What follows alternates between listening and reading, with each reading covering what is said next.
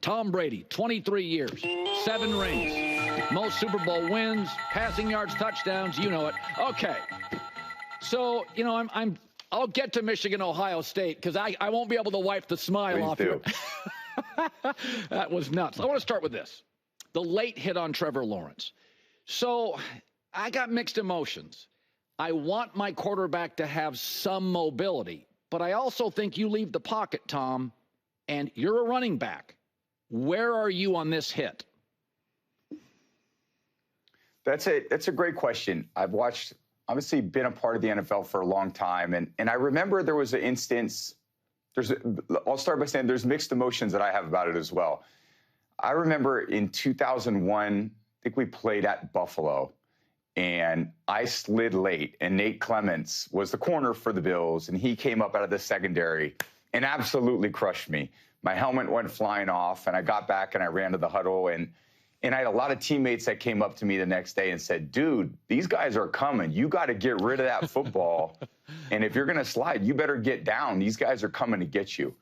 And it was a great kind of learning experience for me because I realized that when I'm out of that pocket, things were moving a lot faster for me. And the defense is trying to be very aggressive. And over time, the NFL has obviously done a lot of things to, you know, protect players and player health and safety. It's been on and on and on. And the only aspect that I think is very challenging, and certainly for Trevor Lawrence, nobody wants to see anybody get hurt, but it is also the reality of a very physical sport that we play. Yeah. But the only way defensive players have to be aggressive. That's their nature. I always try to be aggressive on offense. We try to block aggressively. And at the same time, the defense tries to tackle aggressively. So I don't know. There's an aspect to me that I think the quarterbacks and certainly the quarterbacks need to take better care of themselves. I see Josh Allen running a lot. I see Lamar Jackson running a lot. And it's a great skill set to have. A lot of times, I wish I had that skill set. And at the same time, when you run, you put yourself in a lot of danger. And when you do that, I don't think the onus of protecting an offensive quarterback who's running should be on a defensive player. I don't think that's really fair to the defense. So if you slide and it's, you know, everyone can argue, was it black and white or was it just a gray area? Do you slide late or is it unnecessary roughness or is it a late hit? You know, to me, a late hit is very late. You know, there's quarterbacks that I see running and tiptoe on the sideline, and they're not even out of bounds, and they get hit as they're starting to step out of bounds, and there's a penalty flag thrown. So the aspect, again, for a play caller, there's more design runs for quarterbacks ever now than in the history of the NFL. So are we really trying to protect quarterbacks? Because if you are trying to do it through the rules, then why are the offensive coordinators not protecting their quarterbacks by keeping them in the pocket and not designing as many quarterback runs? So I think it's gone to a point where there's really, and everyone would label a certain player as a dirty player. You know, I don't like that one bit.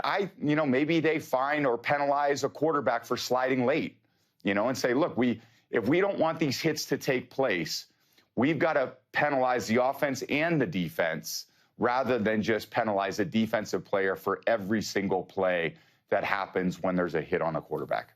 So I said this last week. I said, you know, I was thinking about this. Go back to Lombardi. The dynasties in league history are Green Bay with Lombardi, Steelers, Patriots, Chiefs. Ravens have always been great. And then the Niners in Dallas, and as you know, growing up in the Bay, I joke that Mark Twain used to say that the coldest winter he ever spent was a summer in the Bay, and Dallas gets ice storms. There's never been a warm weather dynasty. And I'm watching the Niners play the Bills. And, Tom, the Bills look like when you're 8 years old and it snows for the first time and you go with your friends in the backyard, they were having the time of their lives.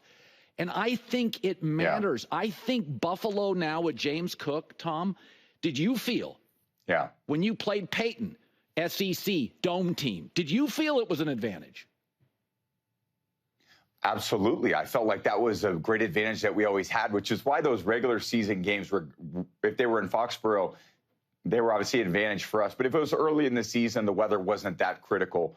I think you use the weather to your advantage. And even when I went to Tampa, I would say there was an advantage being a warm weather team playing against a team that was coming from the north or the northeast. So you use what you have to an advantage, and that's because your body acclimates to it. I saw in that Niner-Bill game, there were a lot of 49er players that were slipping on the turf. Yeah. And not a lot of Bills players that were slipping on the turf. And the point is when you're in those environments, you know exactly what shoes to wear. You know how many layers that you have to put on in order to get the job done. So when you have those climates, that's what you try to play to. I knew how many hand warmers I needed in my quarterback pouch per 10 degrees. For every 10 degrees that the weather dropped below 70, I'd put one heat pack. So if it was 40 degrees, it would be 60, 50, 40 degrees. I'd put 3 heat packs just to keep a consistent temperature for my hands. So those are all the things you learn over time through a lot of trial and error, through a lot of days in practice. And that's where you get a home field. So if you're Buffalo or the Chiefs and you play in this cold weather year round, you better believe you have an advantage playoff time when a team that comes from a warmer climate comes and plays you at your home stadium. So, I'm watching Bo Nix last night. Now, he had 61 college starts. That helps a lot. You did not have this as an advantage. You had a defensive coach, a defensive culture, do your job. There was some rigidity to the culture you were in offensively until Moss arrived and you broke every record. But I watched Bo Nix, and you know what I took from it, Tom, last night? My one takeaway? Sean Payton, with a lead against Myles Garrett, had this kid thrown from the end zone. And I'm like, wow, there's no babysitting there. Like, that's what you could do. You don't let rookie quarterback. That was my takeaway was, okay, Sean, totally trust this kid. What was your takeaway watching him? That's a great point. And it's the trust that a coach has in a player. It manifests itself all the time. I can always tell when I watch a play caller try to manage a game from the sideline, and he's trying to manage the risk. And when you have a quarterback where you feel like, you know what, I know he's going to make good decisions, well, then you can actually go out there and you don't have to manage. It's hard to manage a quarterback because you're in the eye of the storm on every play. You touch the ball 70 snaps. So when you have a quarterback that you're trusting who's making good decisions, well, then you want to give him more opportunities. So, and I see that with a lot of play callers as well. When they do trust them, let's be an empty. Let me give you 5 different options. Wow. Let me get you out there on the perimeter to make good throws. I'm going to have you manage end-of-game situations.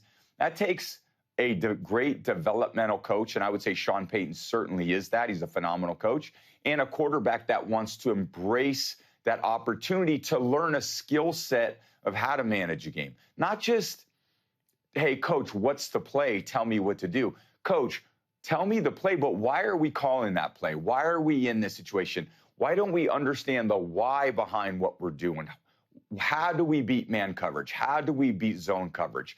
Why are we calling this play in this situation? And then, okay, I understand why you're doing that. So if we don't get the look we want, I can manage the play as a quarterback and get to the next down while still making a positive play. So Michigan has beaten Ohio State 4 straight times, and I do believe one time last year, Michigan just had far better players. They were stacked. But generally, I think Ohio State has an edge in personnel. It can be slight, but I do feel they feel more SEC than Big Ten the way they recruit. But the difference is Michigan's had an identity with Harbaugh, early, middle, and late, and he just handed that identity to his new coach. Ohio State's talented, but I don't know what they are. And I think to myself, you've told me this, and so has Edelman, that every Patriot team had a different identity. I feel like I've been watching Ohio State for 5 years. I'm like, yeah, they're talented. What are they? How did Belichick create it? How do you create? Because there's a lot of coaches can recruit in college. The great ones, the Urbans and the Knicks create the identity and recruit. How do you do it? I think a lot of it is you define the type of player that you want, and you define the type of team you want to build, and then you find players that have those skill sets physically and those values kind of mentally, emotionally. Michigan is a very tough, hard-nosed team. But yes. They run the ball very well. They haven't been great throwing the ball, but if I looked at Ohio State's strengths and weaknesses, they have a great 7-on-7 team. They got guys that can throw the ball to. In the second half, they don't even target their best players. So to me, it's like, I may as well have been out there playing receiver for Ohio State. I can't run. I couldn't catch. But it doesn't matter if you don't throw me the ball, just like they didn't throw a lot of their best players the ball in the second half of that game. So whenever we got to big games, let's say the Super Bowl, you'd say there's 70 plays left in the game. In our season, the entire 6 months of work, 7 months of work is going to come down to 70 plays. What do we want those 70 plays to look like? And then you reverse engineer it. And you say, okay, we're going to want 40 passes and 30 runs. Well, what 40 passes do we want? We could design 150 of them if you want. Now, there's 110 of those that won't get called. So why don't we just dial it down and dial it back to only the specific ones where our best players are going to touch the ball, doing the best things that they do. And we're going to go out like that. If we lose, we lose. If we win, great. But we're not going to lose doing things that we don't do well. And I think the coaches, Coach Belichick would always say, coaches lose games and players win games. Yeah. And he didn't mean to say that coaches are not valuable. Coaches need to put their players in a position to win. They do instruct you. They give you, this is the plan. It's up to the coach to clearly identify a plan every week about how you're going to win the game. We would come in on a Wednesday morning, and I thought the best thing that Coach Belichick did, and there was a lot of them, was he would clearly define for offense, defense, and special teams, this is how we're going to win the game this week. Don't worry about last week. Yeah. Don't worry about next week. This unique challenge that we have today, or excuse me, on a Sunday, we're going to deal with that based on these 3 or 4 areas on each sides of the ball and in the kicking game. And if we execute in these areas, we're going to give ourselves a great chance to win. It doesn't mean we're guaranteed to win. And there's times where we can misevaluate what those things are. I'll never forget, we played the Chiefs once, and we doubled, I think, Travis Kelce a bunch and not Tyreek Hill. Maybe one of the early times we played Tyreek Hill. And he went for like 180 or 200, something crazy. He came in the next day and he says, guys, we're never doing that again. We screwed that up. If we play these guys again, we know who we're going to double, and it's going to be Tyreek Hill. So it's just, you got to have some formula for what you're trying to accomplish. What's the bullseye that we need to hit? Yeah. And we need to get, the coaches to deliver that to the players in all 3 phases of the game for them to go out there so that they have something to hit. And if they do that and you identify it clearly, I think you give your team a great chance to win. So Nick Wright was on before me, and he posed this question. So Kansas City's 11-1, and they're winning by paper-thin margins. So of all your teams, the team that blew people out was the Randy Moss teams. There's no ring. Your 03-04 team, you were winning close games. And so this Chiefs team is the closest to your team. I want you to take me back. People keep saying, well, the Chiefs are lucky, and I'm like, timeout. That block field goal, that was coaching. Third down efficiency, that is coaching. I don't want to hear luck. That's even Rubik's Cubes and roulette. There's some strategy to it, right? Did you feel that totally. 03-04 team, did you feel like, you know what, close game, we're winning it. We're just better than everybody at it. Definitely. I think that, look, you're going to have close games, you're going to have blowouts. To win the close games is always the mark of a really good team. To win when you're not playing your best football is the mark of a very good team. I just think the Chiefs are so dangerous because if it's a 1-score game in the 4th quarter and Patrick has the ball, he's incredible.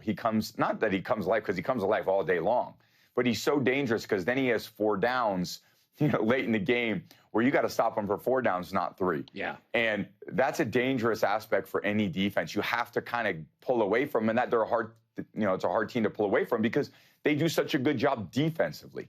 So I think when they transition from really this great offensive team, and I would say when Patrick first started, they weren't as good on defense. Now they have a tremendous defense. They got Spags is a phenomenal coach.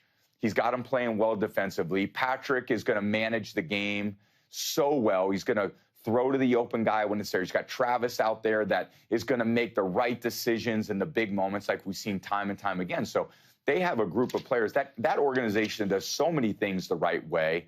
They're going to be tough to beat in the playoffs. I don't care who they play, where they play. It's a lot like the teams that I played for at the Patriots. If you were going to beat us, man, you had to beat us. We weren't going to beat ourselves. Hey, was Vrabel a good sport when you texted him after the Michigan win? Did he take it well? I bet he didn't, did he?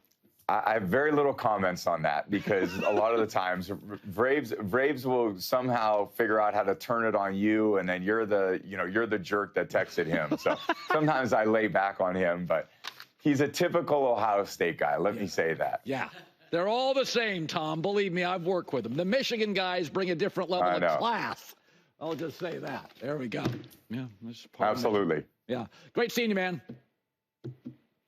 Hey, Colin, great seeing you, buddy. Great being on your show. I appreciate it. All right. Hi, everybody. It's me, Uncle Colin. Subscribe here to get the latest from the herd, including exclusive behind-the-scenes videos and more, wherever you may be, however you may be watching. Thanks again for making us part of your day.